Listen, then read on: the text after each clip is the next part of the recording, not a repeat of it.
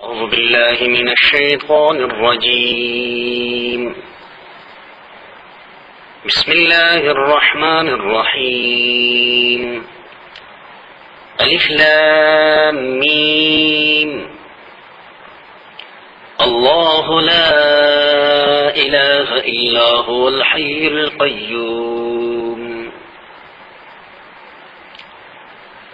تیسرے پارے سورہ آل عمران کے یہ ابتدائی آیاتیں ہیں.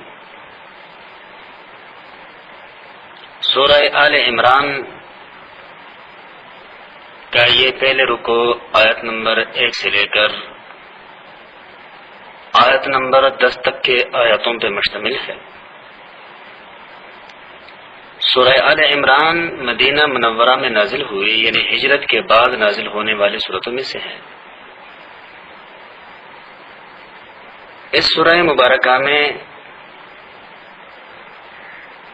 200 آیتیں ہیں اور 20 رکوع ہے. 3480 کلمات اور 14520 حروف ہے.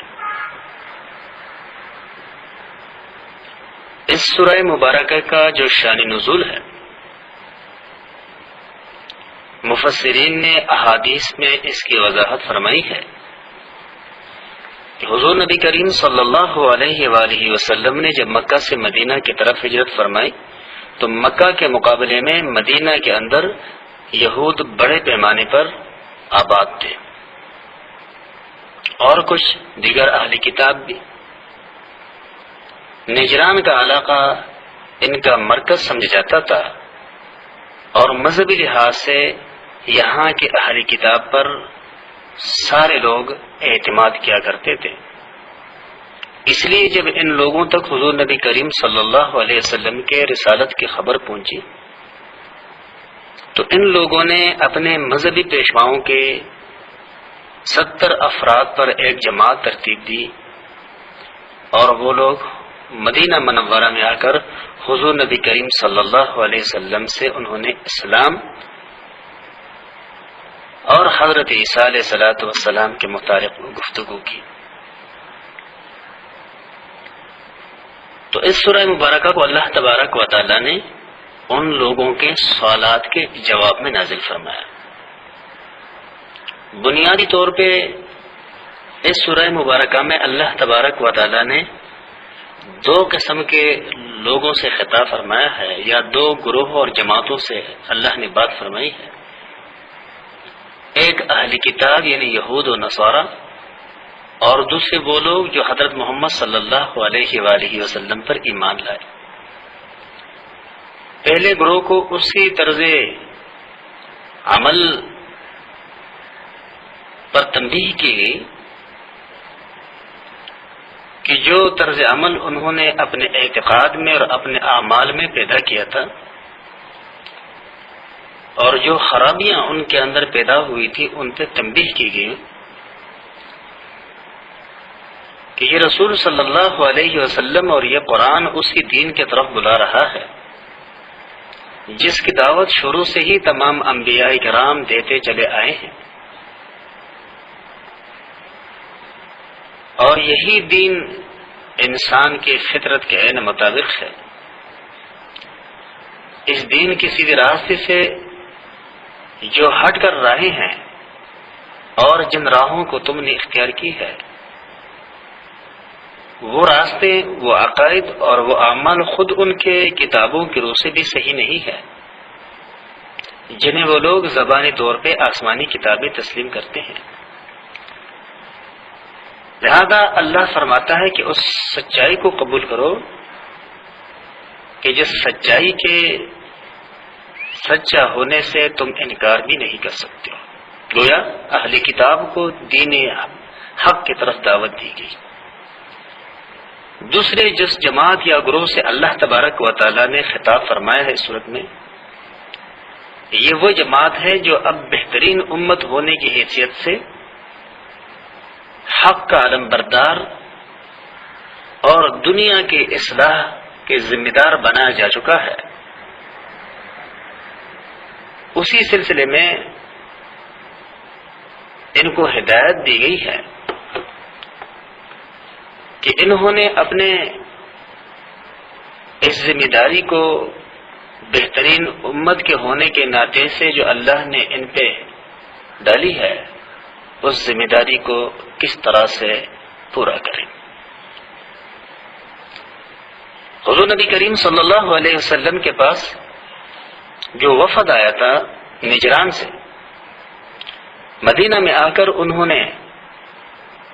حضور نبی کریم صلی اللہ علیہ وسلم سے ملاقات کی، اور یہ روایت میں آتا ہے کہ عصر کا وقت تھا۔ نماز سے فارغ ہونے کے بعد اللہ کے رسول نے فرمایا کہ بھئی اسلام کو قبول کر لو،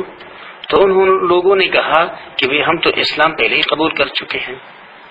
حضور نبی کریم صلی اللہ علیہ وسلم نے فرمایا کہ بھئی اسلام وہ نہیں جسے تم لوگ کہتے ہو، اس لیے کہ تم لوگوں کے اعمال اور عقائد میں شرک داخل ہو چکا ہے، بد اعتقادی پیدا ہو چکی ہے۔ انہوں نے پوچھا مثلا، تو اللہ کے رسول نے فرمایا کہ مثلا تم حضرت عیسیٰ کو اللہ کا بیٹا کہتے ہو۔ اسی طرح سے دیگر وہ باتیں حضور نبی کریم صلی اللہ علیہ وسلم نے ان کے سامنے گن گن کر کی، اور ان سے پھر ان باتوں میں سوالات پوچھے جس سے وہ بالآخر لاجواب ہوئے۔ اللہ تبارک و تعالیٰ نے ان آیاتوں میں انہی باتوں کا تذکرہ فرمایا ہے۔ چنانچہ اللہ کا ارشاد ہے، الف لام میم، یہ حروف مقطعات ہے یا حروف متشابہات ہے کہ جس کے معنی اللہ ہی بہتر جانتا ہے۔ یہ اللہ نے بطور امتحان کے نازل فرمائے ہیں کہ آیا لوگ اللہ تبارک و تعالیٰ کے کلام پر اعتماد رکھتے ہوئے اللہ کے باتوں پہ یقین کرتے ہیں، یا کہ پھر خود سے اللہ کے نازل کردہ قرآن کے الفاظ کے معنوں کی جستجو میں لگ جاتے ہیں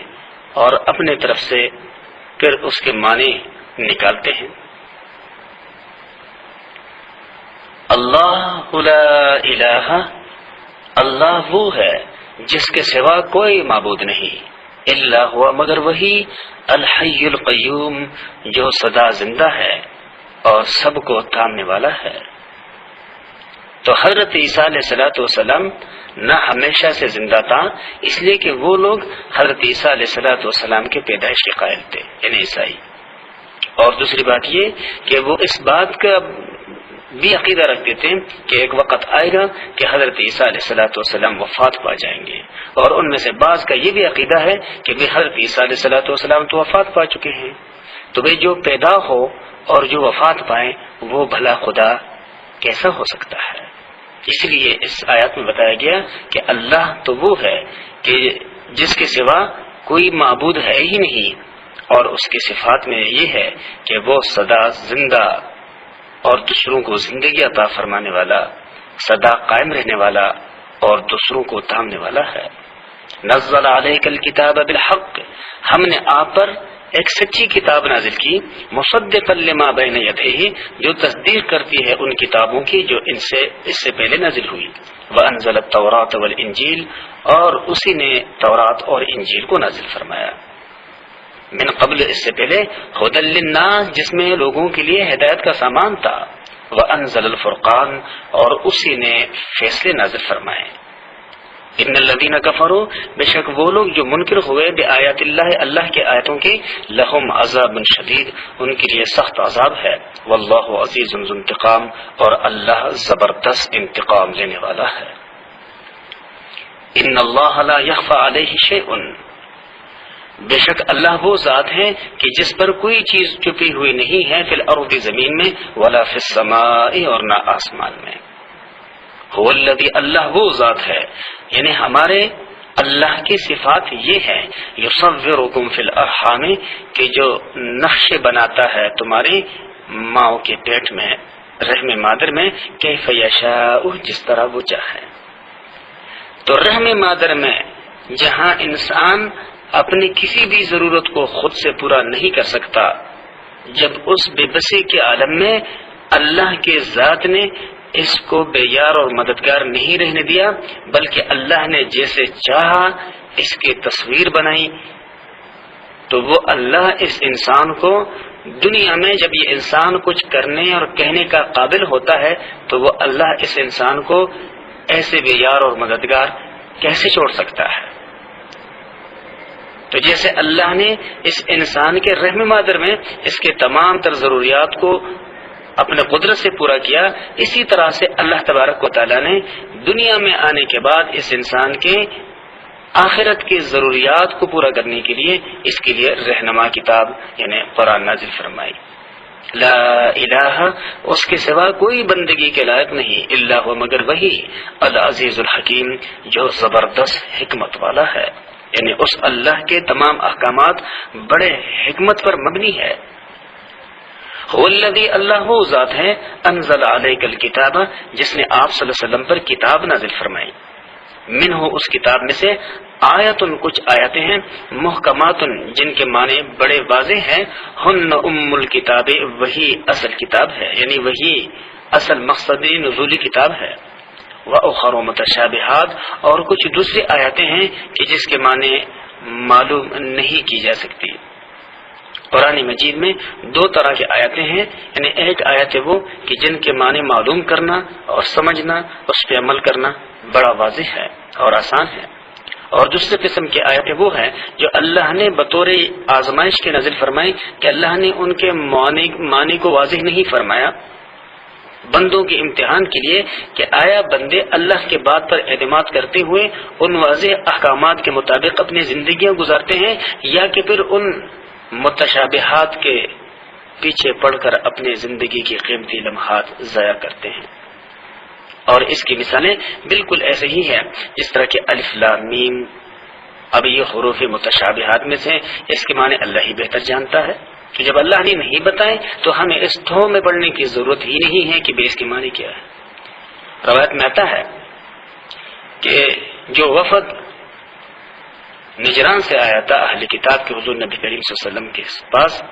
انہوں نے اللہ کے رسول سے بحث کی، جب آخر میں وہ لاجواب ہوئے تو کہنے لگے کہ بھئی ہمارے لیے یا ہمارے سچائی کے لیے تو آپ کے قرآن کی وہی باتیں کافی ہے کہ آپ کے قرآن میں اللہ نے آپ نے حضرت عیسیٰ علیہ السلام کے متعلق نازل فرمایا کہ وہ کلمت اللہ ہے، وہ روح اللہ ہے، وہ اللہ کی روح ہے، وہ اللہ کا کلمہ ہے۔ جب وہ اللہ کا روح ہے تو اس کا معنی یہ ہے کہ اللہ کی روح اللہ سے جدا نہیں ہے۔ اللہ تبارک و تعالی نے فرمایا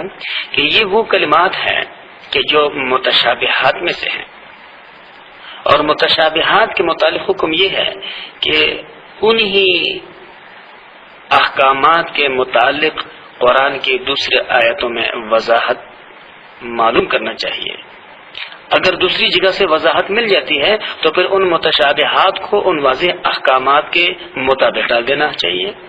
بالکل اسی طرح اس طرح کہ حضرت عیسیٰ علیہ السلام کو متعلق ان لوگوں کو غلط فہمی ہو گئی کہ اللہ نے ان کو روح اللہ کہا تو اس کا مطلب یہ ہے کہ وہ اللہ کی روح ہے یا وہ اللہ کا کلمہ ہے، لہذا وہ اللہ ہے یا عبادت کا مستحق ہے۔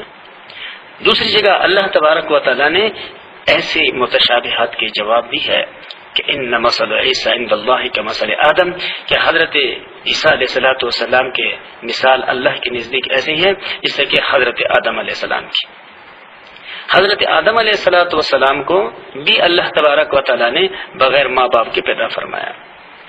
تو اگر تمہیں حضرت عیسیٰ علیہ السلام کے متعلق یہ شبہ ہو رہا ہے کہ بھئی یہ خدا ہے اس لیے کہ ان کے والد نہیں ہیں، تو بھئی یہ عقیدہ تو پھر تمہیں حضرت آدم علیہ السلام کے متعلق بھی رکھنا چاہیے، اس لیے کہ حضرت عیسیٰ علیہ السلام کے والد نہیں ہے، والدہ تو ہے، اور حضرت آدم علیہ السلام کے نہ تو والدہ تھی اور نہ والد تھے، تو پھر وہ سب سے بڑا خدا ہونا چاہیے۔ اللہ تبارک و تعالیٰ کا ارشاد ہے فَأَمَّا الَّذِينَ فِي قُلُوبِهِمْ زَيْغٌ، سو وہ لوگ جن کے دلوں میں ٹیڑھا پن ہے، کجروی ہے، بیماری ہے، حق کی پیروی واضح نہیں ہے اور طلب نہیں ہے، فَيَتَّبِعُونَ، تو وہ پیروی کرتے ہیں، ما ان آیتوں کے، تشابہ منہ، جو اللہ کے نازل کردہ قرآن میں متشابہات میں سے ہیں، اور یہ اس لیے اس کے ٹھو میں پڑتے ہیں ابتغاء الفتنۃ، لوگوں میں گمراہی پلانے کی غرض سے کہ بھئی اللہ کے عجیب قرآن ہے کہ اس کے معنی سمجھ میں نہیں آتی، وابتغاء تأویلہ، اور ان متشابہات کو اپنے طرف سے معنی بنانے کی غرض سے، حالانکہ وما یعلم تأویلہ، اور نہیں جانتے ان متشابہات کی حقیقت کو الا اللہ، مگر اللہ، والراسخون فی العلم، اور جو علم کے اندر رسخ رکھنے والے ہیں، جو مضبوط علم والے ہیں، یقولون آمنا به، وہ کہتے ہیں کہ بھی ہم اس پر ایمان لائے ہیں، کل من عند ربنا، یہ سب ہمارے رب کی طرف سے ہے۔ لہذا جب اللہ نے ہمارے لیے ہدایت کا دیگر بے شمار واضح احکامات نازل فرمائے تو ہمیں متشابہات کے معنی میں نہیں پڑھنی چاہیے کہ جس میں ہم اپنا وقت ضائع کریں۔ وما يذكر الا اولو الالباب، اور اس سے سمجھ حاصل نہیں کرتے مگر وہی لوگ کہ جو عقل والے ہیں، بلکہ جو اللہ تبارک و تعالیٰ کے ذات پر کامل ایمان رکھنے والے ہیں وہ تو ہر وقت اللہ کے سامنے دست بدعا رہتے ہیں کہ ربنا، اے ہمارے رب، لا تزغ قلوبنا، ہمارے دلوں کو نہ پھیرنا، بعد اذ ہدیتنا، بعد اس کے کہ تو ہمیں ہدایت دے چکا، وہب لنا من لدنک رحمہ، اور تو عنایت کر ہم کو اپنی طرف سے رحمتیں، انک انت الوہاب، بے شک تو ہی سب کچھ عنایت کرنے والا ہے۔ ربنا، اے ہمارے رب، انک جامع الناس، بے شک تو جمع کرنے والا ہے تمام لوگوں کو، لیوم لا ریب فیہ، اس دن جس میں کوئی شبہ نہیں، یعنی قیامت کے دن۔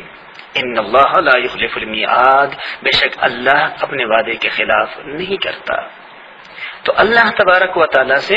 پناہ مانگنا چاہیے ایک ایسے طرز عمل اختیار کرنے کے بارے جو اللہ کے حکموں کے متعلق یا قرآن کے متعلق اختیار کیا جائے کہ جو بندی کے لیے خود بھی باعث گمراہی بنے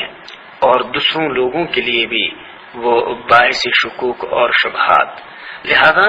اللہ کے قرآن کے آیات کا جو معنی سمجھ میں نہ آئے اس کو اللہ کے حوالے کر لینے چاہیے، اور جو واضح احکامات دوسری طرف موجود ہے اس کو اپنی زندگی کا حصہ بنا لینا چاہیے۔ وآخر دعوانا ان الحمد للہ رب العالمین۔ اعوذ باللہ من الشیطان الرجیم، بسم اللہ الرحمن الرحیم۔ ان الذين كفروا لن تغني عنهم اموالهم ولا اولادهم من الله شيئا اولئك هم وقود النار۔ تیسرے پارے سورہ آل عمران کی دوسری رکوع ہے یہ، اور یہ دوسرا رکوع آیت نمبر 10 سے لے کر آیت نمبر 21 تک کے آیاتوں پر مشتمل ہے۔ اس رکوع میں اللہ تبارک و تعالی نے ابتدائی طور پہ ان اسباب کو ذکر فرمایا ہے اور تذکرہ کیا ہے کہ جن اسباب کی وجہ سے انسان عموماً اللہ کے حکموں کی ادائیگی میں کوتاہی کرتا ہے اور چشم پوشی اختیار کر لیتا ہے، اور وہ اسباب یا وہ فوائد ہے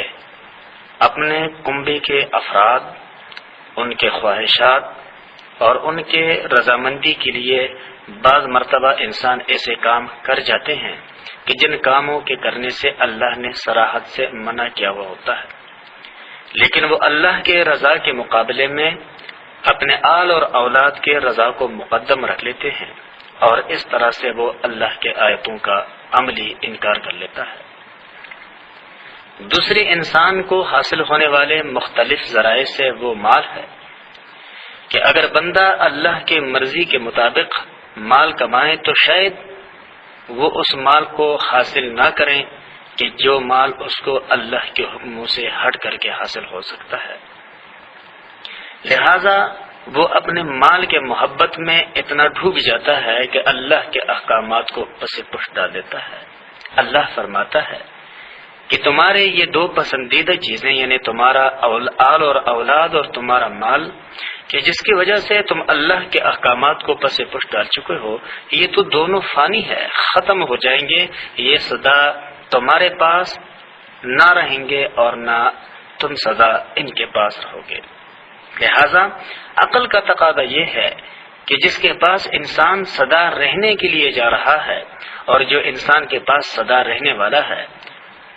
اس کے طرف توجہ کرنی چاہیے، اور انسان سدا جس کے پاس جا رہا ہے وہ اللہ کی ذات ہے، لہذا اللہ کے رضامندی کو سب سے مقدم جاننا چاہیے، اور انسان کے پاس سدا رہنے والی جو چیز ہے وہ ہے اعمال، کہ اگر اس کے اعمال ٹھیک ہوئے تو یہ خوشحال رہے گا، اور اگر اس نے اپنے پاس سدا رہنے والے اعمال کھوٹا رکھے تو پھر یہ پریشان رہے گا۔ تو اللہ تبارک و تعالیٰ کا ارشاد ہے ان الذین کفروا، بے شک وہ لوگ جو کافر ہوئے، لن تغنی عنہم، ہرگز کام نہ آئیں گے ان کو، اموالہم، ان کا مال، ولا اولادہم، اور نہ ان کی اولاد، من اللہ شیئا، اللہ کے سامنے کچھ بھی، اولئک ہم وقود النار، اور وہ وہی لوگ ہیں جو ایندھن بننے والے ہیں آگ کے، کدأب آل فرعون، جیسے دستور ہوا فرعون والوں کا، یا جیسے اللہ نے حالت کر دیا فرعونیوں کا، والذین من قبلہم، اور وہ لوگ جو ان سے پہلے ہو گزرے ہیں، کہ جو اپنے ظاہری خوشحالی کے نشے میں اتنے ڈوب گئے کہ اللہ کے احکامات کا انکار کر گئے، لیکن اللہ کے احکامات کا وہ انکار اور ان کے وہ ظاہری خوشحالی ان کو بربادی سے نہ بچا سکی اور کامیابی سے ہمکنار نہ کر سکی، اور نہ ان کو دنیا میں ہمیشہ زندہ رکھ سکی۔ کذبوا بآیاتنا، کہ انہوں نے ہمارے آیاتوں کو جھٹلایا، فأخذهم اللہ بذنوبہم، بس اللہ نے ان کو ان کے گناہوں کے سبب پکڑا، واللہ شدید العقاب، اور اللہ کا عذاب بڑا سخت ہے۔ قل للذین کفروا ستغلبون وتحشرون، کہہ دیجیے ان لوگوں سے جو منکر ہیں کہ جب تم مغلوب ہو جاؤ گے اور تم سبوں کو جمع کیا جائے گا جہنم کی طرف، وبئس المہاد، اور وہ بہت برا ٹھکانہ ہے۔ قد کان لکم آیۃ فی فئتین التقطا، یہ جو آیات ہے حضرت عبداللہ ابن عباس رضی اللہ تعالیٰ عنہ فرماتے ہیں کہ جنگ بدر کے بعد حضور نبی کریم صلی اللہ علیہ وسلم نے اہل کتاب کو جمع کیا، جن میں سے غالب اکثریت یہود کی تھی، اور ان کے سامنے جنگ بدر کے سارے حالات رکھی کہ بھئی دیکھو، مکہ والوں نے اللہ کے حکموں کے خلاف کمر باندھا، اللہ نے ان کے کمر کو توڑ دیا، اور اگر تم لوگ بھی ایسے ہی اللہ کے حکموں اور میرے طریقوں کے مخالفت پر کمر بستہ رہے تو عین ممکن ہے کہ اللہ جلد تمہارا بھی یہی حشر کر دے جو ان کا ہوا۔ تو ان لوگوں نے مذاقاً کہا کہ وہ لوگ تو جنگ کرنے سے نہ بلد تھے، اور اگر ہم سے مسلمانوں کی ٹکر ہوئی تو ہم مسلمانوں کو دکھا دیں گے کہ جنگ کیسے لڑی جاتی ہے۔ اللہ نے فرمایا کہ یہ تمہارا اپنے بارے میں خیال ہے، اس لیے کہ کسی کی کوئی قوت اللہ کے طاقت کے سامنے نہیں چلتی۔ اور پھر وہی ہوا کہ غزوہ خیبر کے موقع پہ اللہ تبارک و تعالیٰ نے ان تمام منکرین اہل کتاب کو تہس نہس فرمایا مسلمانوں کے ہاتھوں سے، اور ہمیشہ کے لیے ان کو جزیرہ عرب سے باہر رہنے کا حکم نازل فرمایا۔ جنگ بدر یہ مشہور غزوہ ہے جو باقاعدہ مدینہ منورہ میں پہلے مرتبہ لڑا گیا، اور اس میں تقریباً 313 صحابہ کرام نے شرکت فرمائی، اور دوسری طرف جو دوسرا فریق تھا دشمن، ان کی تعداد کچھ 1000 کے لگ بھگ تھی۔ اللہ تبارک و تعالیٰ نے ان دونوں کے ساتھ عجیب معاملہ فرمایا، اور وہ یہ کہ مسلمانوں کو اپنا فریق مخالف ان سے دو چند دکھائی دے رہا تھا، یعنی بجائے 1000 کے 2000 دکھائی دے رہے تھے، اور کفار کو مسلمان ان کے اصل تعداد سے دو چند، یعنی بجائے 313 کی وہ 326 دکھائی دے رہے تھے۔ یہ اس لیے کہ ایک تو کفار جو ہے وہ تاکہ بھرپور طریقے سے مسلمانوں کے خلاف تیاری کریں، اور کل کو ان کو اپنے کسی کمی پر افسوس اور ندامت نہ ہو کہ بھئی ہم نے تو ان کے خلاف تیاری ہی کم کی تھی، اس لیے اللہ نے ان کو ان کے دشمن دوگنے تعداد میں دکھائی تاکہ وہ اس دوگنے تعداد کے لحاظ سے تیاری کریں۔ دوسری طرف اللہ نے مسلمانوں کو ان کی تعداد بجائے 1000 کی 2000 کے قریب دکھائی، اس لیے تاکہ مسلمان یہ یقین کر لیں کہ ہم ان کا مقابلہ نہیں کر سکتے اپنے ذاتی حیثیت سے جب تک اللہ کی مدد ہمارے شامل حال نہ ہو، اور تاکہ وہ زیادہ یکسوئی کے ساتھ اللہ تبارک و تعالیٰ کے طرف متوجہ ہو۔ اس جنگ میں مسلمانوں کے پاس ٹوٹلی 2 گھوڑے، 70 اونٹ، 6 زرہیں اور 8 تلواریں تھی،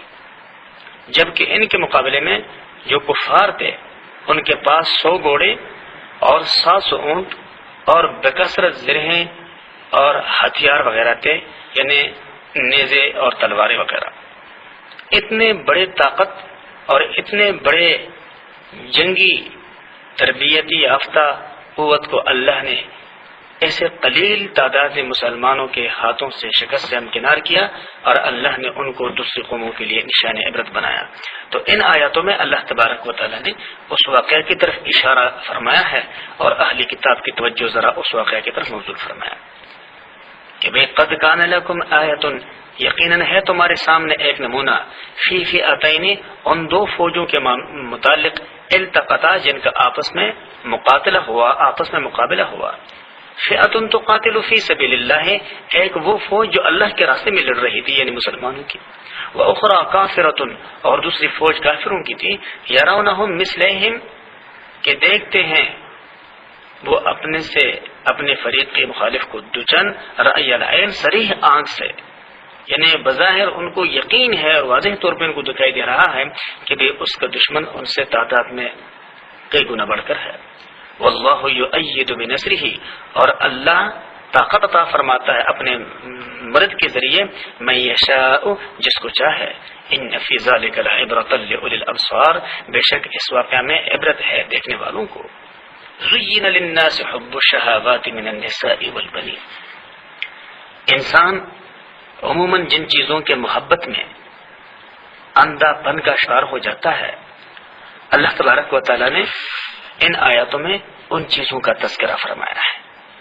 کہ بھئی یہ وہ چیزیں ہیں کہ ان کی حصول میں انسان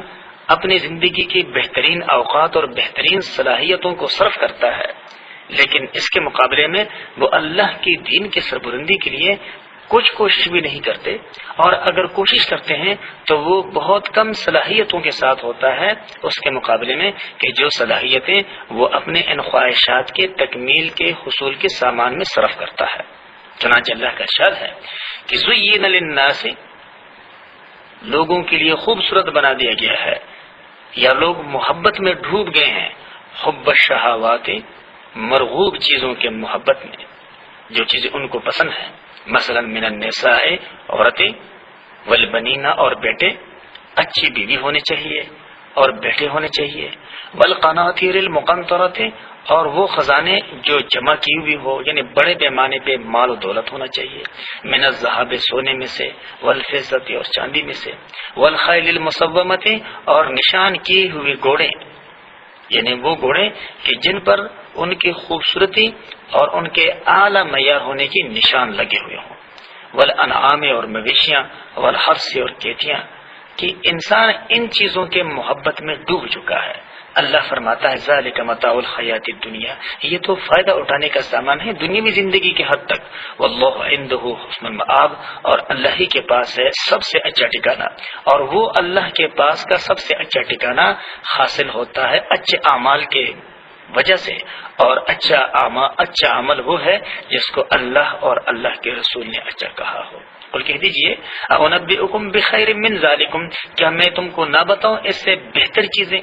جن کو تم نے سب سے بہتر گردان رکھا ہے دنیا کے اندر، للذین اتقوا، اور یہ ان لوگوں کے لیے ہے جنہوں نے اللہ کا تقوی اختیار کیا ہے، اور یہ ہے ان کے لیے عند ربہم، ان کے رب کے ہاں، اور وہ ہے جنات، باغات، ایسے باغات کہ جو زرخیزی کے لحاظ سے بھی مثال ہوں گے، کہ تجری من تحتها الانہار، کہ اس کے نیچے نہریں بھی رہی ہوں گی، خالدین فیہا، اور یہ ہمیشہ رہیں گے ان باغوں میں، وازواج مطہرۃ، اور صاف ستھری بیویاں ہوں گی، ورضوان من اللہ، اور اللہ کی طرف سے رضامندی بھی ہوگی، واللہ بصیر بالعباد، اور اللہ کے نگاہ میں ہے اس کے بندے۔ تو اللہ کی رضا جب شامل حال ہو جاتی ہے تو بندے کو سب کچھ مل جاتا ہے۔ حضور نبی کریم صلی اللہ علیہ وسلم کا ارشاد ہے کہ اگر بندہ اللہ کو راضی کرنے کے لیے غرض سے سارے لوگوں کو ناراض کر دیں، یعنی اگر بندہ اللہ کے رضا والے کام کرتا ہے اور اللہ کے رضامندی کے کاموں کی وجہ سے اس سے سارے لوگ ناراض ہو جائے تو یہ سودا اس کے نقصان کا نہیں ہے، اس لیے کہ جو لوگ اس سے اللہ کے حکموں پر عمل پیرا ہونے کی وجہ سے ناراض ہے، اللہ ان ناراضوں کا خالق اور مالک ہے، وہ ان کو ان سے جلد راضی فرما دے گا۔ لیکن جس نے لوگوں کو راضی کرنے کے لیے اللہ کو ناراض کر دیا تو یہ لوگ نہ موت کے وقت اس کا ساتھ دیں گے، نہ قبر میں ساتھ دیں گے، نہ حشر میں ساتھ دیں گے، نہ حساب اور کتاب میں ساتھ دیں گے۔ لہذا سب لوگوں کو راضی کر کے اس نے جو اللہ کو ناراض کر دیا، یہ اس نے سب سے بڑا گھاٹے کا سودا کر دیا اور نقصان کر دیا۔ واللہ بصیر بالعباد، اور اللہ تبارک و تعالیٰ کے نگاہ میں ہے اس کے بندے۔ الذین، یہ وہ لوگ ہیں، یقولون، جو کہتے ہیں، ربنا، کہ اے ہمارے رب، اننا آمنا، کہ بے شک ہم ایمان لائے ہیں، فاغفر لنا، سو ہمارے لیے بخش دیں، ذنوبنا، ہمارے گناہوں کو، وقنا عذاب النار، اور ہمیں آگ کے عذاب سے بچا دے۔ دوسری جگہ اللہ تبارک و تعالیٰ کا ارشاد ہے، فمن زحزح عن النار وادخل الجنۃ فقد فاز، کہ جو جہنم کے آگ سے بچایا گیا اور جنت میں داخل کر دیا گیا، وہی حقیقی کامیابی سے ہمکنار ہوا۔ یہ ایمان والے کن اوصاف کے حامل ہے؟ الصابرین، یہ صبر کرنے والے، اللہ کے احکامات کو پابندی کے ساتھ ادا کرنے والے، اللہ کے ناراضگی والے کاموں کے سے اپنے آپ کو پابندی کے ساتھ بچانے والے، اور مشکلوں پر اپنے آپ کو قابو میں رکھنے والے، کہ مشکلات میں وہ اللہ کے ناراضگی والے کاموں کا ارتکاب نہیں کرتے بلکہ خود کو قابو میں رکھتے ہیں۔ تو صبر کی یہ تین معنی ہیں۔ والصادقین، اور سچے، والقانتین، اور اللہ کا حکم بجا لانے والے، والمنفقین، اور راہ خدا میں خرچ کرنے والے، والمستغفرین بالاسحار، اور پچھلی رات اللہ سے توبہ اور استغفار کرنے والے، کہ راتوں کو اٹھ کر جب کوئی اس کو نہیں دیکھ رہا تو اس کا عقیدہ ہے کہ میرا رب مجھے دیکھتا ہے، وہ اللہ سے توبہ اور استغفار کرتا ہے۔ شہد اللہ، اللہ نے گواہی دی ہے، انہ لا الہ، یہ کہ اللہ وہ ہے کہ جس کے سوا کوئی بندگی کا لائق نہیں، الا ہوا، مگر وہی، والملائکۃ، اور فرشتوں نے بھی اس بات کی گواہی دی، واولو العلم، اور وہ لوگ جو صاحب علم ہیں، قائما بالقسط، جو انصاف پہ قائم ہے، وہ بھی اس بات کی شہادت دیتے ہیں۔ لیکن جو انصاف سے ہٹ گئے ہیں دنیا یا دنیا کے اسباب کے محبت میں، تو ظاہر بات ہے انہوں نے پھر اہل کتاب کی طرح اس بات کی شہادت نہیں دینی۔ لا الہ، اس کے سوا کوئی بندگی کا لائق نہیں، الا ہوا، مگر وہی، العزیز الحکیم، جو زبردست حکمت والا ہے۔ ان الدین عند اللہ، بے شک دین جو اللہ کے ہاں ہے، وہ الاسلام، وہ فرما برداری اختیار کرنا ہی ہے۔ دین کا معنی ہوتا ہے طرز عمل یا طرز زندگی۔ تو اللہ کے ہاں انسان کے جو طرز عمل قابل قبول ہے اور جو اس کے لیے باعث اجر بننے والا ہے، وہ وہی طرز زندگی ہے جو اسلامی طرز زندگی ہے۔ اور دوسری جگہ اللہ تبارک و تعالیٰ کا ارشاد ہے کہ وَمَن يَبْتَغِ غَيْرَ الْإِسْلَامِ دِينًا، اور جو اسلامی طرز زندگی سے ہٹ کر اللہ کو راضی کرنے کے لیے کوئی طرز زندگی اختیار کرے گا، یہ سوچ کر کہ اس سے میں اللہ کو راضی کروں گا، تو وہ اللہ اس سے ہرگز راضی نہیں ہوگا۔ اس لیے کہ اللہ نے اپنے بندوں کے جس طرز زندگی سے راضی ہونا ہے وہ اللہ نے قرآن میں بتا دیا ہے اور اللہ کے رسول نے اپنے کردار سے سمجھا دیا ہے۔ وَمَا اخْتَلَفَ الَّذِينَ أُوتُوا الْكِتَابَ، اور مخالف نہیں ہوئے وہ لوگ جو اہل کتاب ہے، إِلَّا مِن بَعْدِ مَا جَاءَهُمُ الْعِلْمُ بَغْيًا بَيْنَهُمْ، مگر ان کے پاس علم آ جانے کے بعد محض آپس کے ضد کی وجہ سے، اور ان کی بزد یہ تھی کہ بھئی اللہ کا آخری رسول ہم اہل کتاب میں کیوں نہیں آیا، اللہ نے ان کو قریش میں کیوں بھیجا۔ اور دوسری بات یہ کہ اللہ تبارک و تعالیٰ نے تو اس آخری رسول پر آخری پیغام کے نازل ہونے کی وجہ سے ان لوگوں کو سب سے افضل ترین قرار دیا کہ جن لوگوں نے اللہ کے آخری رسول پر ایمان لایا، اور جو لوگ قرآن کی تصدیق کر گئے، تو ظاہر بات ہے اس کی وجہ سے ہم سے ہمارے افضل امت ہونے کا وہ جو اللہ تبارک و تعالیٰ نے ہمیں اعزاز عطا فرمایا تھا وہ ختم ہوا۔ تو اس ضد کی وجہ سے اور حسد کی وجہ سے اللہ فرماتا ہے وَمَن يَكْفُرْ بِآيَاتِ اللَّهِ، اور جو کوئی انکار کرے اللہ کے حکموں کا، فَإِنَّ اللَّهَ سَرِيعُ الْحِسَابِ، سو اللہ جلد حساب لینے والا ہے۔ یہ حقیقت ہے کہ ہم دیکھتے ہیں کہ آج بچہ کل جوان اور آنے والے سال وہ بوڑھا ہو کر موت سے ہمکنار ہو جاتا ہے۔ اس لیے محققین فرماتے ہیں کہ کل ما هو آت فهو قریب، جو کچھ آنے والی چیز ہے اس کو دور نہ سمجھو، وہ جلد آنے والا ہے، لہذا اس کے لیے تیاری کرو۔ فَإِنْ حَاجُّوكَ، پس اگر یہ لوگ پھر بھی آپ سے بحثوں میں الجھے رہیں فقل پس آپ ان سے کہیے کہ میں اسلمت وجہیہ للہ کہ میں نے اپنے آپ کو اللہ کے حکم کے تابع کر دیا، ومن اتبعن اور انہوں نے بھی جو میرے پیروکار ہے، یعنی بھئی ہم تو مسلمان ہیں، ہم تو اللہ کے حکم بردار ہے۔ وَقُلْ لِلَّذِينَ أُوتُوا الْكِتَابَ اور کہہ دیجئے ان لوگوں سے جو اہل کتاب ہے، وَالْأُمِّيِّينَ اور وہ جن کو کتاب نہیں دی گئی، یعنی جیسے مشرکین مکہ، ان سے کہیے اَأَسْلَمْتُمْ کیا تم اللہ کے حکم برداری اختیار کرو گے؟ فَإِنْ أَسْلَمُوا اللہ فرماتا ہے اگر وہ لوگ حکم برداری اختیار کر لیں فَقَدِ اهْتَدَوْا پس یقیناً وہ لوگ سیدھا راستہ پا لیں گے۔ وَإِن تَوَلَّوْا اور اگر وہ منہ پھیر لیں، روگردانی کر لیں، انکار کر لیں تو فَإِنَّمَا عَلَيْكَ الْبَلَاغُ بس آپ کے ذمہ ان تک صرف پیغام پہنچانا ہے۔ وَاللَّهُ بَصِيرٌ بِالْعِبَادِ اور اللہ کے نگاہ میں ہے اس کے بندے کہ اللہ کے بندے اللہ کے حکموں اور اللہ کے رسول کے پیغام پہ کس رد عمل کا اظہار کرتا ہے یہ اللہ کے نظر میں ہے، اور اسی علیم ذات نے ان کے اس طرز عمل کا حساب لینا ہے۔ وآخر دعوانا الحمد للہ رب العالمین۔ اعوذ باللہ من الشیطان الرجیم، بسم اللہ الرحمن الرحیم۔ ان الذین یکفرون بآیات اللہ ویقتلون النبیین بغیر حق ویقتلون الذین یأمرون بالقسط من الناس فبشرهم بعذاب علیم۔ تیسرے پارے سورہ آل عمران کی یہ تیسری رکوع ہے۔ یہ تیسرا رکوع آیت نمبر 21 سے لے کر آیت نمبر 31 تک کے آیتوں پر مشتمل ہے۔ اس رکوع میں اللہ تبارک و تعالی نے اہل کتاب کو تنبیہ فرمائی ہے کہ وہ اپنے عقائد اور اعمال کے متعلق خوش فہمی کے شکار نہ ہوں، بلکہ انہوں نے اپنے اس طرز عمل سے اللہ کے کئی احکامات کو پس پش ڈالنے کے ساتھ ساتھ ان کی تاریخ اس کربناک واقعات سے بھرپور ہے کہ انہوں نے کئی اللہ کے پیغمبروں کو شہید کیا اور کئی مسلمانوں کو انہوں نے بے گناہ مسلمانوں کو بھی مار ڈالا، اور یہ وہ طرز عمل ہے کہ جس سے انسان کے کی ہوئے چھوٹے موٹے نیکیاں بھی اکارت ہو جاتی ہے، ضائع ہو جاتی ہے۔ کچھ ان خدشات کا ذکر ہے کہ جب وہ نجران سے آیا ہوا وفد حضور نبی کریم صلی اللہ علیہ وسلم کے سامنے لاجواب ہوا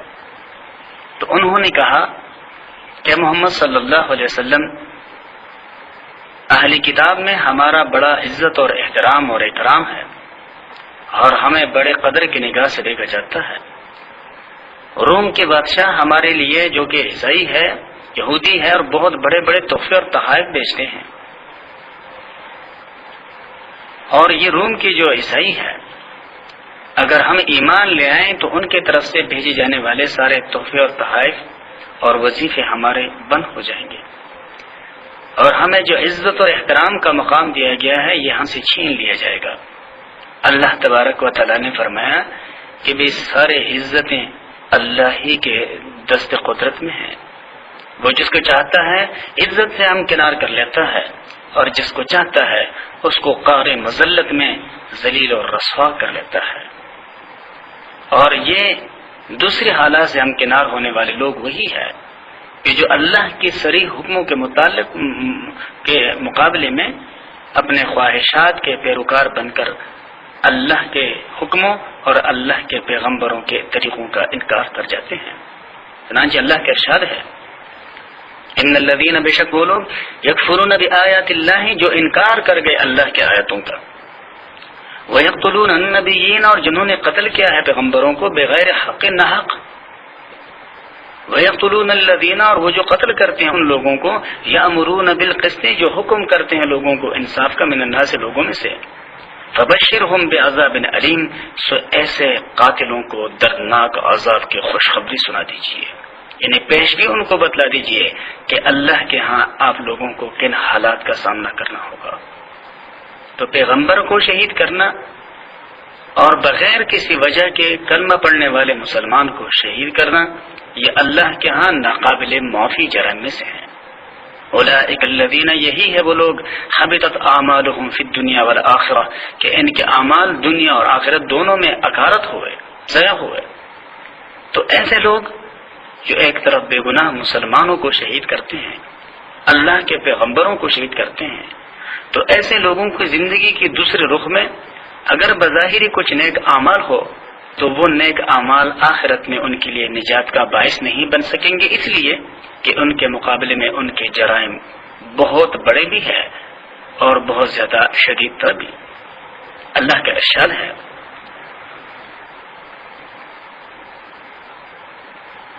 الم تر الی الذین، کیا آپ نے نہیں دیکھا ان لوگوں کو اوتوا نصیبا من الکتاب، جن کو کتاب کا ایک حصہ دیا گیا، یدعون الی کتاب اللہ، کہ جب ان کو بلاتے ہیں اللہ کی کتاب کی طرف، یعنی کامل کتاب قرآن کی طرف، لیحکم بینہم، تاکہ ان کے درمیان فیصلہ ہو، ثم یتولی فریق منہم، پھر جاتی ہیں ان میں سے ایک جماعت، وہم معرضون، اس حال میں کہ وہ اعراض کرنے والی ہے۔ تورات مکمل کتاب اللہ کی طرف سے نہیں تھی، انجیل مکمل کتاب اللہ کی طرف سے نہیں تھی، اور یہی حال زبور کا تھا۔ ان آسمانی کتابوں میں چند تسبیحات تھے، چند ذکر و اذکار تھے اور چند احکامات تھے۔ ان کتابوں میں مکمل ضابطہ حیات جو قیامت تک کے تمام لوگوں کے انفرادی اور اجتماعی ضرورتوں کو پورا کریں اور اس طرز زندگی میں ان کے رہنمائی کریں اور اس زندگی میں ان کو وہ امور بتائیں کہ جو ممنوع ہو، یہ اللہ نے صرف قرآن میں نازل فرمائی۔ اور قرآن ہی تورات، انجیل اور زبور کا انکار نہیں کرتا، بلکہ قرآن، تورات، انجیل اور زبور کا وہ مکمل صورت ہے جس کو اللہ نے ہمیشہ کے لیے بندوں کی ہدایت کے لیے نازل فرمایا ہے۔ اس لیے اللہ فرماتا ہے کہ کیا آپ نے ان لوگوں کے طرز عمل کو نہیں دیکھا کہ جن کو کتاب کا ایک حصہ دیا گیا، جنہیں مکمل کتاب ان کے پاس نہیں؟ اس لیے کہ اگر مکمل کتاب تورات ہوتی یا انجیل ہوتی تو پھر اس کے بعد کسی دوسری کتاب کے نازل کرنے کا سوال ہی نہیں تھا۔ اللہ کے ارشاد ذالک، یہ اس لیے بأنہم، یہ کہ وہ قالو کہتے ہیں، لن تمسنا النار، ہمیں ہرگز آگ نہیں چھوئے گی، الا ایاما معدودات، سوائے چند گنتی کے دنوں کے۔ یہ اہل کتاب کا اپنے بارے میں ایک غلط فہمی تھی کہ پہلی بات تو یہ ہے کہ ہم اللہ کے پیارے ہیں، ہم جہنم میں جائیں گے نہیں، لیکن اگر چلے بھی گئے تو سوائے چند گنتی کے دنوں کے، اس کے سوا ہم جنت میں زیادہ نہیں رہیں گے۔ اللہ فرماتا ہے کہ وَغَرَّهُمْ فِي دِينِهِمْ مَا كَانُوا يَفْتَرُونَ، اور ان کو دھوکے میں ڈال رکھا ہے ان کے دین میں، ما ان باتوں نے، کانو یفترون، جو انہوں نے اپنے طرف سے بنائی ہے، اس لیے کہ ان کے دین میں جو اللہ کی طرف سے نازل کر رواتی تھی اس میں تو واضح احکامات تھے کہ بھئی ہر حال، ہر آن، ہر عمل اور ہر قول کو اللہ کے حکموں کے مطابق ڈالنا ہے،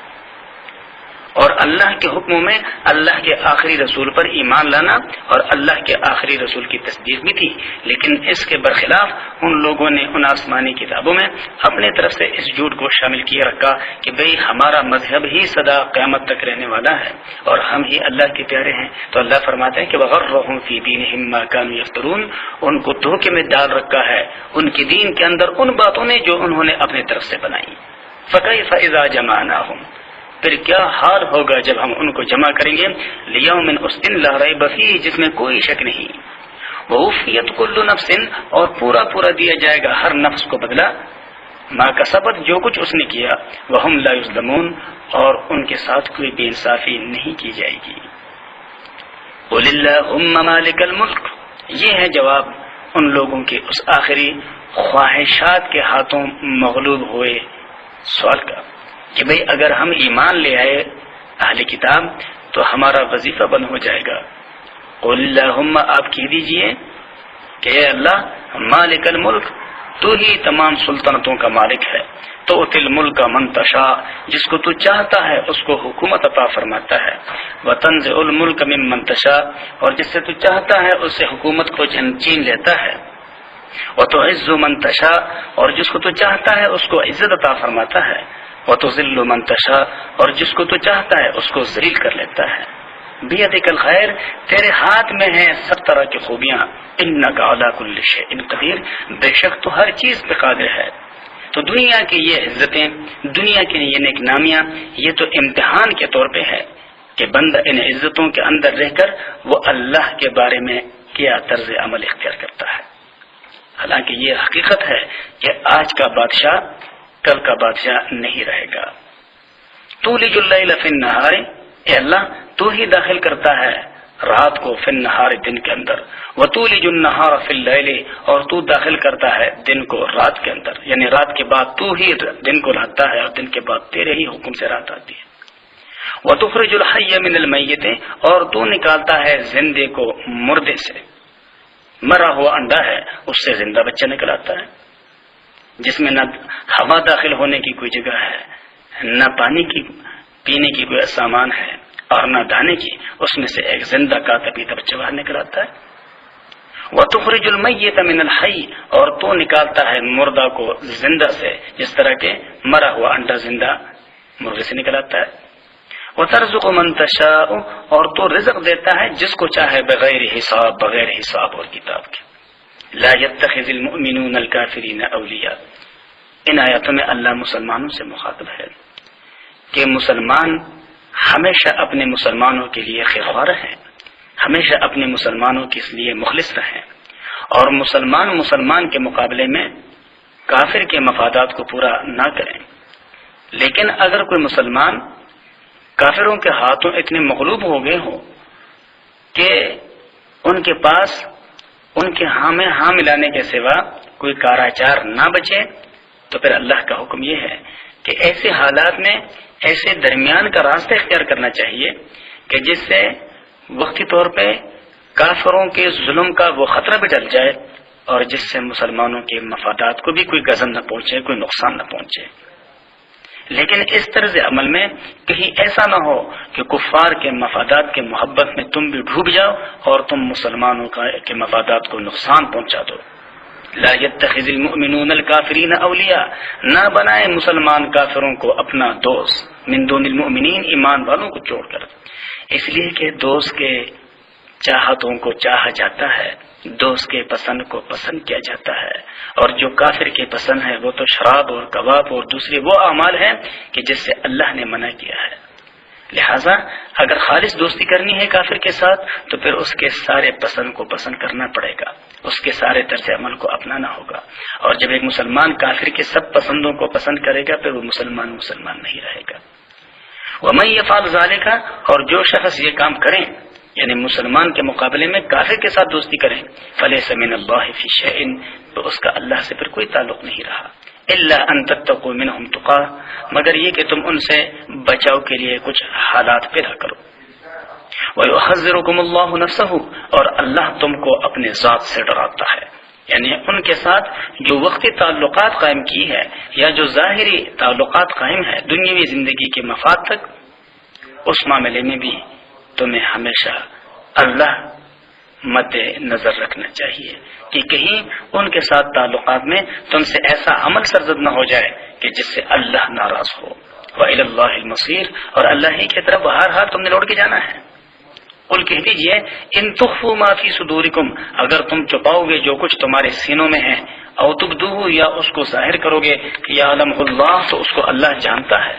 بلکہ وَيَعْلَمُ مَا فِي السَّمَاوَاتِ وَمَا فِي الْأَرْضِ وہ اللہ جانتا ہے جو کچھ ہے آسمانوں میں اور جو کچھ ہے زمین میں. وَاللَّهُ عَلَى كُلِّ شَيْءٍ قَدِيرٌ اور اللہ تبارک و تعالی ہر چیز پہ قادر ہے. اللہ تبارک و تعالی فرماتا ہے کہ اس لمحے کو یاد کرو، یوم جس دن تجدو پائے گا کل نفس ہر شخص ما عملت جو اس نے عمل کیا ہے من خیر نیکی محضرہ اپنے سامنے، وما عملت من سوء اور جو کچھ بھی کیا ہے اس نے برائی. یہ آیات بڑی اہم اور قابل غور ہے کہ ہر انسان کسی عمل کرنے سے پہلے یہ یقین کر لے کہ کل قیامت کے دن یہ عمل میرے سامنے ہوگا اللہ تبارک و تعالیٰ کے عدالت میں، اور اسی عدالت میں میرے خاندان کے تمام افراد ہوں گے. تو کیا حال ہوگی کہ جن اعمال کو ہم اپنے خاندان کے لوگوں سے چھپا کے کرتے ہیں اور ہم نہیں چاہتے کہ ہمارے ان اعمال پر ہمارے خاندان کی کسی فرد کو خبر ہو جائے، اگر خبر ہو تو اس سے ہمیں پھر ذلت اٹھانی پڑے، ہمیں شرمندگی محسوس ہو. تو اگر ہم ایسے اعمال کے ظاہر ہونے سے شرمندگی محسوس کرتے ہیں تو قیامت کے دن پھر کیا حال ہوگا جب ہمارے وہ اعمال اللہ کے بھی سامنے ہوں گے، خاندان کے بھی سامنے ہوں گے. بحیثیت والد کے، بحیثیت بھائی کے، بحیثیت بہن کے، شوہر کے، بیوی کے، پڑوسی کے، جو اعمال ہم چپ چپا کرتے ہیں دوسروں سے، کل قیامت کے دن وہ تمام چھپائے ہوئے اعمال دوسروں کے سامنے کر دیں گے۔ اور اس لمحے تودع آرزو کرے گا ایسا شخص لو ان بینہا و بینہ امدا بعیدا، کہ کاش کہ اس کے درمیان اور اس کے اعمال کے درمیان دور کا فاصلہ ہوتا، کہ میرے یہ اعمال یہاں موجود ہی نہ ہوتے، لیکن اس وقت کے حسرت سے انسان کو کوئی فائدہ نہیں ملے گا۔ وَيُحَذِّرُكُمُ اللَّهُ نَفْسَهُ، اور اسی لیے اللہ تمہیں اپنے ذات سے ڈراتا ہے کہ اللہ نے تمہارے اس کیے درے پوشیدہ اور ظاہری، چھوٹے اور بڑے، نیکی اور بدی کو آشکار کر دینا ہے، ظاہر کر دینا ہے۔ واللہ رؤوف بالعباد، اور اللہ اپنے بندوں پہ بڑا مہربان ہے۔ اسی لیے اس سے پہلے جو کچھ ہو چکا اس پر صدق دل سے اللہ سے معذرت کی جائے، آئندہ کے لیے اللہ کے ناراضگی والے کاموں کی نہ کرنے کا مصمم ارادہ کیے جائے، تو اللہ اپنے بندوں پہ بڑا مہربان ہے، وہ گزشتہ گناہوں کو معاف کر دے گا۔ وآخر دعوانا ان الحمدللہ رب العالمین۔ اعوذ باللہ من الشیطان الرجیم، بسم اللہ الرحمن الرحیم، قل ان کنتم تحبون اللہ فاتبعونی یحببکم اللہ ویغفر لکم ذنوبکم واللہ غفور الرحیم۔ تیسرے پارے سورہ آل عمران کی یہ چوتھی رکوع ہے، اور یہ رکوع آیت نمبر 31 سے لے کر آیت نمبر 42 تک کے آیاتوں پہ مشتمل ہے۔ گزشتہ رکوعات میں نجران سے آئے ہوئے اہل کتاب کے کچھ سوالات کا تذکرہ تھا جو انہوں نے مدینہ منورہ میں آ کر حضور نبی کریم صلی اللہ علیہ وسلم سے کی۔ اللہ تبارک و تعالی نے بعد میں مسلمانوں کو کفار اور ان کے خواہشات کے اتباع اور پیروی کی سے روکا، منع فرمایا، اور بجائے کفار کے مسلمانوں کے ساتھ محبت اور تعلقات قائم رکھنے کی تلقین فرمائی۔ اللہ تبارک و تعالی فرماتے ہیں کہ مسلمانوں کو ان اہل کتاب کی طرح نہیں ہونا چاہیے کہ جنہوں نے ان گزشتہ منسوخ آیاتوں کے ساتھ اپنا تعلق اس وجہ سے برقرار رکھا کہ ان کو اس مذہب سے وابستہ بڑے بڑے بادشاہوں کی طرف سے وظیفہ ملا کرتا تھا، اور وہ اس مال کے محبت میں اتنی ڈوب گئے کہ انہوں نے مال کی محبت پر اللہ کے دین کی محبت کو قربان کر دیا۔ تو اللہ تبارک و تعالی اس رکوع میں فرماتے ہیں کہ یہ لوگ اگر اللہ کی نظر میں، اللہ کے رسول کی نظر میں اور دنیا والوں کے نظر میں محبوب بننا چاہتے ہیں تو انہیں چاہیے کہ یہ اللہ تبارک و تعالی کے پیغمبر کی پیروی کریں جو ان کے پاس ہمیشہ کے لیے رہنے والا پیغام اللہ کی طرف سے لے کے آیا ہے۔ اور مسلمان بھی دوسری چیزوں کی محبت میں اندھے اور بہرے ہو کر دنیا کے عزت کے طلب میں اللہ کے حکموں اور مسلمانوں کے ساتھ تعلقات کے مقابلے میں ان کے ساتھ تعلقات اور ان کے حکموں پہ نہ چلیں، بلکہ اگر یہ اللہ کے نظر میں اور اللہ کے بندوں کے نظر میں محبوب بننا چاہتے ہیں تو ان کے لیے ضروری ہے کہ یہ بھی اللہ تبارک و تعالیٰ کے حکموں کے مطابق چلیں تاکہ اللہ ان کو اپنے بندوں اور اپنے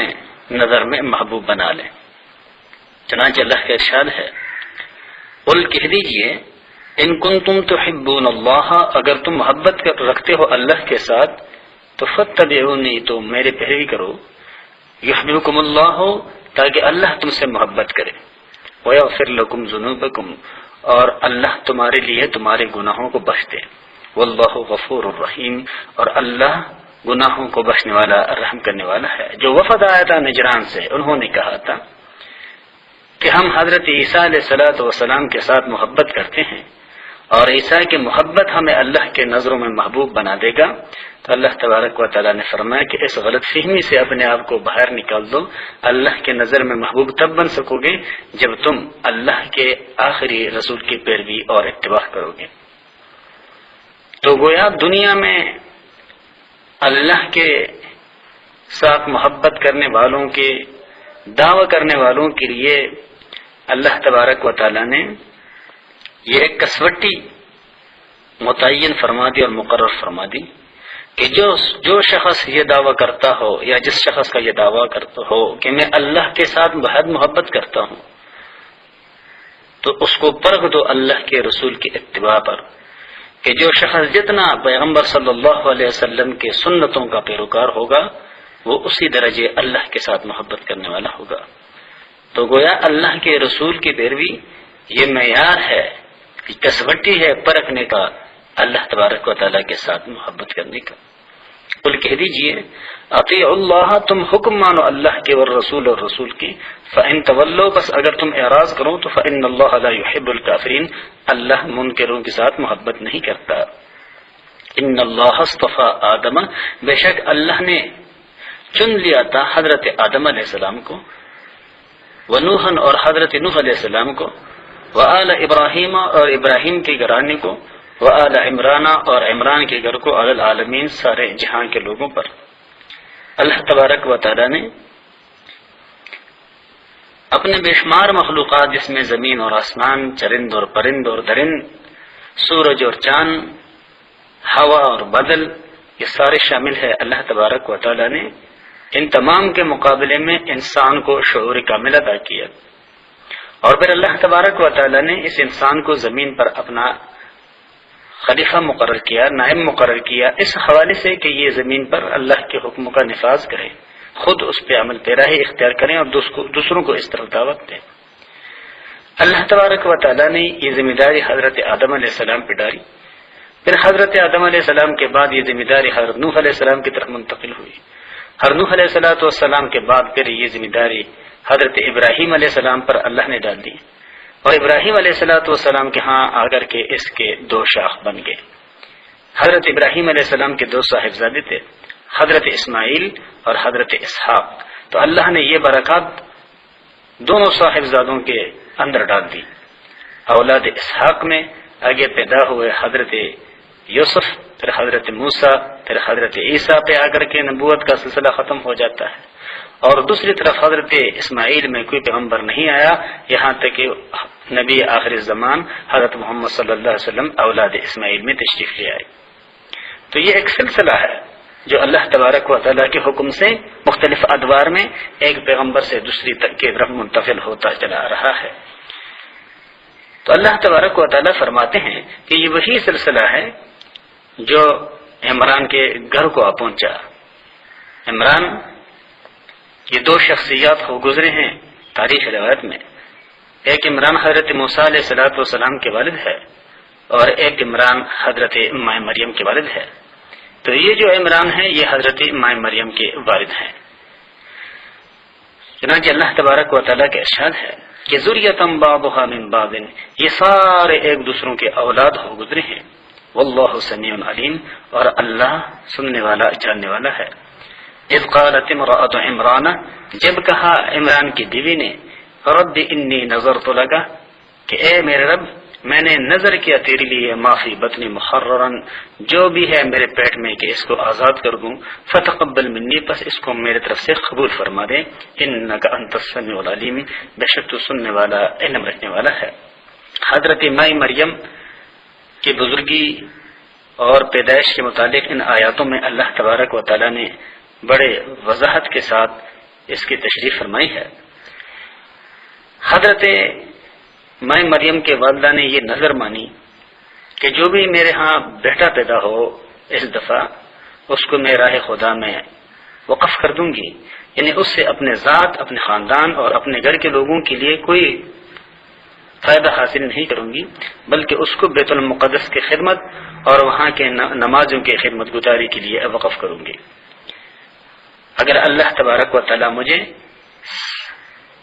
سالم اور صالح بیٹا عطا فرمائے، حمل قرار پایا اور جب وہ اپنے مدت تک پہنچا، بچہ پیدا ہوا، تو وہ بجائے بچے کے بچی پیدا ہوئی۔ اب وہ حیران ہو گئی کہ میں نے تو اللہ سے وعدہ کر رکھا تھا کہ اس دفعہ میرے ہاں بیٹا پیدا ہوگا، اس کو میں راہ خدا میں وقف کر دوں گی، لیکن یہ تو بچی ہے، اور ظاہر بات ہے کہ بچی وہ کام نہیں کر سکتی جو کہ ایک بچہ کرتا ہے۔ اللہ تبارک و تعالیٰ نے فرمایا کہ میں جانتا ہوں کہ تیرے ہاں کیا پیدا ہوا ہے۔ پھر حسب وعدہ وہ اس بچی کو لے کر کے بیت المقدس گئی، اور بیت المقدس کے جو رکھوالے تھے ان میں ایک حضرت زکریا علیہ الصلوۃ والسلام بھی تھے۔ حضرت زکریا علیہ الصلوۃ والسلام حضرت ماء مریم کے خالو تھے، ان کے گھر میں ان کی خالہ تھی۔ اب وہاں کے جو رکھوالے کئی اور بھی تھے، انہوں نے آپس میں یہ مشورہ کیا کہ بھئی یہ بچی کس کے زیر دست رہے تاکہ وہ ان کی ضروریات کا بھی خیال رکھیں، اس کی تربیت کا بھی خیال رکھیں، اور ساتھ ساتھ یہ خاتون بچی جو ہے یہ بیت المقدس کے حجرے میں لے کر رہ کر بیت المقدس میں اللہ کی عبادت کر لیا کریں فارغ اوقات میں۔ تو ہر ایک کی خواہش تھی کہ یہ بچے اس کے پاس رہیں تاکہ وہ اس سعادت خدمت سے مستفید اور بہرمند ہو۔ حضرت زکریا علیہ الصلوۃ والسلام نے اپنے آپ کو پیش کیا کہ بھی میں زیادہ حقدار ہوں۔ بہرحال انہوں نے اپنے اس اختلاف کو ختم کرنے کے لیے تاریخ روایت میں آتا ہے کہ قرآن اندازی کی قرآن حضرت زکریا علیہ السلام کے نام نکل آیا۔ حضرت زکریا علیہ الصلوۃ والسلام نے ان کو اپنے زیر پرورش رکھا، ان کو کمرے میں ٹھہرایا، اور ان کے کھانے پینے اور جتنے بھی ضروریات تھی وہ حضرت زکریا علیہ السلام پورا کرتے۔ کئی مرتبہ حضرت زکریا علیہ الصلوۃ والسلام نے دیکھا کہ جب وہ دروازے کو کھول کر کے اندر آتے ہیں، چونکہ حضرت زکریا علیہ الصلوۃ والسلام کے علاوہ ان کے کمرے میں کسی اور کو آنے کی اجازت نہیں تھی، تو خلاف معمول اور خلاف موسم ان کے کمرے میں پھل پڑ پاتے، اور وہ بھی بغیر موسم کے۔ تو انہوں نے ایک مرتبہ پوچھ لیا کہ مریم یہ پھل کہاں سے ہیں، یعنی کون لے کے آیا ہے؟ تو حضرت مریم نے فرمایا کہ یہ اللہ تبارک و تعالیٰ کی طرف سے ہے۔ جب حضرت زکریا علیہ الصلوۃ والسلام سمجھ گئے کہ اللہ تبارک و تعالیٰ کی ذات ہی ہے جو جس کو چاہتا ہے بے موسم نعمت عطا فرماتا ہے، تو ان کے ہاں خود اولاد نہیں تھی۔ انہوں نے اللہ تبارک و تعالیٰ سے دعا فرمائی کہ پروردگار گو کہ میرے گھر میں بچے کے پیدا ہونے کے ظاہری اسباب نہیں ہے کہ عمر کے لحاظ سے میں اور میرے گھر والے اس قابل نہیں رہے، اور دوسری بات یہ کہ میری بیوی جو ہے وہ تو بانجھ ہے، یعنی ان کے ہاں تو ظاہری اسباب بالکل ہی معدوم ہے، ختم ہے، نہیں ہے۔ لیکن پروردگار تو قدرتوں کا مالک ہے، اگر تو چاہے تو اسباب کے بغیر جیسے حضرت ماء مریم کو تو پھل عطا فرماتا ہے، رزق عطا فرماتا ہے، مجھے بھی اولاد کے رزق سے بہرمند فرما سکتا ہے۔ تو اللہ تبارک و تعالیٰ نے حضرت زکریا علیہ الصلوۃ والسلام کی طرف وحی کی کہ زکریا آپ کے ہاں بیٹا پیدا ہوگا، اور اس بیٹے کا نام ہم نے یحییٰ رکھا۔ تو وہ واقعہ ان آیاتوں میں ہے۔ اذ قالت امرأۃ عمران، جب کہا عمران کی بیوی نے کہ رب اے میرے رب انی نظرت لک، بے شک میں نے تیرے لیے نظر کر دیا ہے، ما فی بطنی، جو بھی ہے میرے پیٹ میں، محررن، کہ اس کو آزاد کروں، فتقبل منی، پس اس کو میرے طرف سے قبول کر دیں، انک انت السمیع العلیم، بے شک تو اثر سننے والا اور جاننے والا ہے۔ فلما وضعتها، پس جب اس نے اس بچے کو جنا، قالت، کہنے لگی، رب اے میرے رب انی وضعتها انثى، بے شک میرے ہاں تو بچی پیدا ہوئی، واللہ اعلم بما وضعت، اور اللہ کو خوب معلوم تھا جو کچھ اس کے ہاں پیدا ہوا تھا، ولیس الذکر کالانثی، اور بیٹا نہ ہو جیسے وہ بیٹی ہے۔ یعنی جو برکات آگے اللہ تبارک و تعالیٰ اس بیٹی کو عطا فرمائے گا، ان برکات سے کوئی عام بیٹا ہمکنار نہیں ہو سکتا۔ اب والدہ نے اس کا نام رکھا وَإِنِّي سَمَّيْتُهَا مَرْيَمَ، اور میں نے اس کا نام رکھ دیا ہے مریم، وَإِنِّي أُعِيذُهَا بِكَ وَذُرِّيَّتَهَا مِنَ الشَّيْطَانِ الرَّجِيمِ، اور میں پناہ میں دیتی ہوں اس بچی کو بھی اور اس کو اولاد اور اس کے اولاد کو بھی شیطان مردود کے شر سے۔ فَتَقَبَّلَهَا رَبُّهَا بِقَبُولٍ حَسَنٍ، حضرت ماء مریم نام رکھا اس کے والدہ نے اپنے ہاں پیدا ہونے والے بچی کا۔ حضور نبی کریم صلی اللہ علیہ وسلم کے احادیث میں آتا ہے کہ پہلا حق جو بچے کا والدین پہ ہے پیدا ہونے کے بعد وہ یہ ہے کہ اس کے لیے اچھا نام رکھیں، اور وہ اچھا نام ایسا ہو کہ جس میں اللہ تبارک و تعالیٰ کے طرف اس بچے کے نسبت زیادہ ہو، جیسے عبداللہ اللہ کا بندہ، عبد الرحمن رحمان کا بندہ، عبد الرحیم رحیم کا بندہ، ایسے کہ جس کا نسبت اللہ کی طرف ہو کہ یہ اللہ کے قدرت کا کرشمہ ہے کہ جس نے میرے ہاں بچے کو پیدا فرمایا، اور اس کے نام میں ایسے شرکیہ الفاظ نہ ہو کہ جو اللہ کے بجائے غیر اللہ کی طرف منسوب کیا گیا ہو۔ فتقبلها ربها بقبول حسن، پھر قبول کیا اس کو اس کے رب نے اچھی طرح قبول کرنا، وانبتها نباتا حسنا، اور بڑھایا اس کو اچھی طرح سے بڑھانا، وکفلها زکریا، اور سپرد کی اس بچے کو حضرت زکریا علیہ السلام کی، یا کفالت کی اس بچی کی حضرت زکریا علیہ السلام نے۔ اب کلما جب بھی دخل علیہا زکریا المحراب، داخل ہوتے زکریا علیہ السلام ان کے حجرے میں، تو وجد عندها رزقا، پاتے اس کے پاس کچھ کھانا، قالا، تو فرمانے لگے، یا مریم، اے مریم، انا لک ھذا، کہاں سے آیا ہے یہ تیرے پاس؟ قالت، وہ کہنے لگی، ہوا من عند اللہ، یہ اللہ کے پاس سے آتا ہے، ان اللہ یرزق من یشاء، بے شک اللہ رزق دیتا ہے جس کو چاہتا ہے، بغیر حساب، بے قیاس، یعنی انسان کے وہم و گمان میں بھی نہیں ہوتا کہ یہ کہاں سے آیا ہے۔ ہنالک دعا زکریا ربہ، وہیں دعا کی زکریا علیہ السلام نے اپنے رب سے، قال، فرمانے لگے، رب، اے میرے رب، حب لی، عطا کر مجھ کو، من لدن کا، اپنے پاس سے، ذریۃ طیبۃ، پاکیزہ اولاد۔ تو اولاد کے لیے دعا کرنا یہ توکل کے خلاف نہیں ہے اور نہ یہ تقوی کے خلاف ہے، بلکہ اللہ سے نیک اور صالح اولاد کے لیے دعا کرنا یہ سنت انبیاء ہے، اور اللہ تبارک و تعالیٰ کی ذات ایسی ہے، اللہ کے رسول نے فرمایا کہ جو بندہ اللہ سے دعا نہیں کرتا، من لم یدعو یغضب علیہ، جو بندہ اللہ سے مانگتا نہیں اللہ اسے ناراض ہوتا ہے۔ ہر چیز اللہ سے مانگی جائے،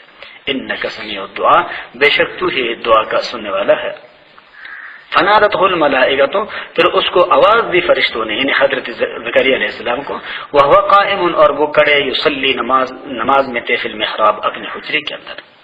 فرشتوں نے کہا، ان اللہ یبشرک بیحییٰ، یہ کہ اللہ تجھ کو خوشخبری دیتا ہے حضرت یحییٰ کی، مصدقا بکلمۃ اللہ، جو اللہ کے ایک حکم کی تصدیق کرنے والا ہے، اور اللہ کا یہ کلمہ جس کا حضرت یحییٰ علیہ السلام نے تصدیق کی، یہ مفسرین فرماتے ہیں کہ حضرت زکریا علیہ السلام ہے۔ وسیداً، اور وہ سردار ہوگا، وحصوراً، اور اپنے خواہشات سے دور رہنے والا یا اپنے خواہشات کو قابو میں رکھنے والا، ونبیا من الصالحین، اور نبی ہوگا صالحین میں سے۔ قال، حضرت زکریا نے فرمایا، رب، اے میرے رب، انا یکون لی غلام،